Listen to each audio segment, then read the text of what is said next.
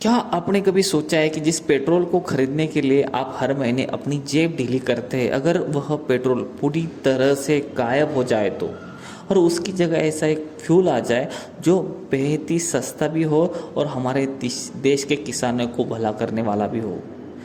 जी हाँ, भारत के transport sector में एक ऐसा बहुत बड़ा ऐतिहासिक बदलाव होने जा रहा है।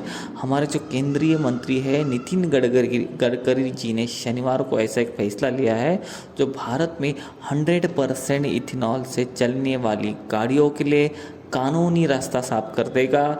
एक वक्त था जब लोग इस आइडिया पर हंसते थे, लेकिन आज यह सपना हकीकत बनने के बहुत करीब पहुंच चुका है। इस बड़े फैसले की गहराई समझने के लिए हमें इसके बैकग्राउंड में जाना होगा।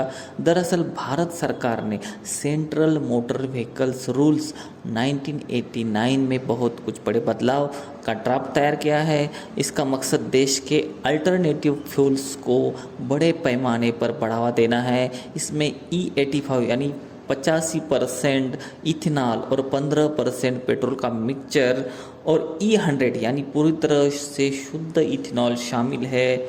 इसके अलावा बायोडीजल और हाइड्रोजन CNG कॉम्बिनेशन भी लीगल अप्रूवल के लिए प्रस्तावित है। नितिन गडकरी जी और पेट्रोलियम मंत्री हरदीप सिंह पुरी ने मिलकर मारुति सुजुकी के सबसे ज़्यादा बिकने वाली कार वैगनार का 100% इथेनॉल वेरिएंट भी शोकेस किया है। सिर्फ कारें नहीं बल्कि टू व्हीलर मार्केट के सबसे बड़ी कंपनी हीरो मोटरकॉर्प ने अपनी स्प्लेंडर प्लस और HF डीलक्स के लिए फ्लेक्स फ्यूल मॉडल लॉन्च कर दिया है जो E85 इंजन के साथ आता है। आने वाले 1.5 महीने में भारत का जो ऑटोमोबाइल सेक्टर है इसके लिए गेम चेंजर बात साबित होने वाली है। हीरो के बाद अब टोयोटा, सुजुकी, MG और हुंडई जैसी बड़ी कंपनियों को भी अपने 100% इथेनॉल कंपैटिबल व्हीकल्स मार्केट में उतारने की तैयारी इन्होंने भी शुरू कर दी है।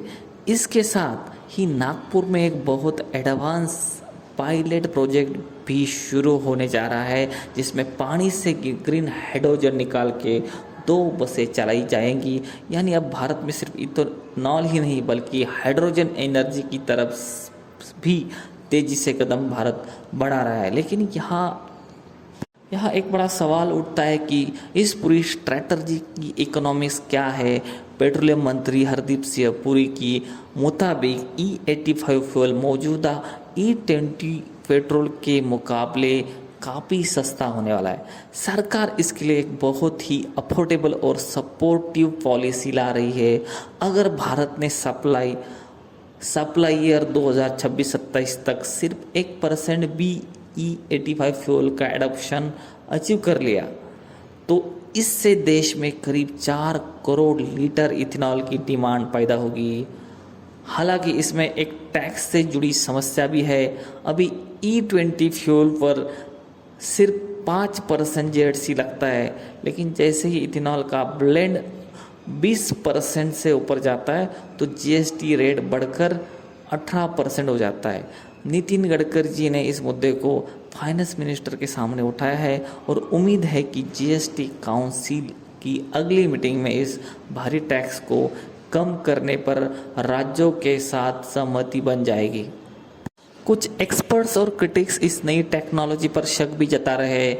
उनका मानना है कि हाई इथेनॉल ब्लेंड से गाड़ियों की इंजन और उनकी परफॉर्मेंस पर बुरा असर पड़ सकता है। लेकिन नितिन गडकरी ने अभी सभी चिंताओं को खारिज करते हुए कहा है कि इथेनॉल कोई कमज़ोर फ्यूल नहीं है। इसकी इंजीनियरिंग स्टैंडर्ड्स और परफॉर्मेंस बिल्कुल ट्रेडिशनल पेट्रोल के बराबर है। अब बात करते हैं कि इससे सबसे महत्वपूर्ण हिस्से की यानी इंडिया एंगल की, इंडिया के लिहाज से इसका क्या महत्व है और UPSC जो MPSC के स्टूडेंट है उनके लिए भी ये बात समझना क्यों ज़रूरी है। जियो पॉलिटिकल इसका एंगल क्या है उसको समझते हैं। दोस्तों, भारत अपनी ज़रूरत का 80% से ज़्यादा क्रूड ऑयल यानी कच्चा तेल दूसरों देशों से इंपोर्ट करता है। जब हमारे देश की गाड़ियाँ इथेनॉल पर चलने लगेगी तो हमारा इंपोर्ट बिल बहुत कम हो जाएगा और भारत की जो विदेशी मुद्रा जो जाती है दूसरे देशों में डॉलर्स में, वो हमारे यहाँ बच जाएगी। दूसरा बड़ा फ़ायदा यह है कि इथेनॉल गन्ने और मक्के से बनता है, जो हमारे देश के किसान इसको उगाते हैं और इसको हमारे जो शुगर फैक्ट्रियाँ हैं वहाँ ये प्रोसेस होता है। तो इसलिए जो हमारे किसान हैं उनके लिए भी ये फ़ायदेमंद है।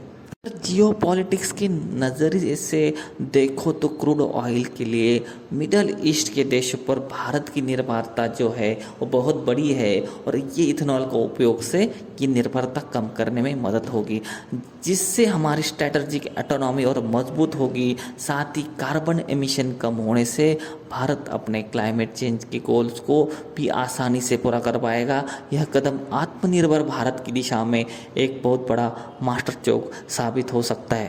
आशा है कि ये वीडियो आपको पसंद आया होगा। अगर ये वीडियो पसंद आया होगा तो मेरे चैनल को लाइक, शेयर और सब्सक्राइब करना ना भूले। Thank you. जय हिंद।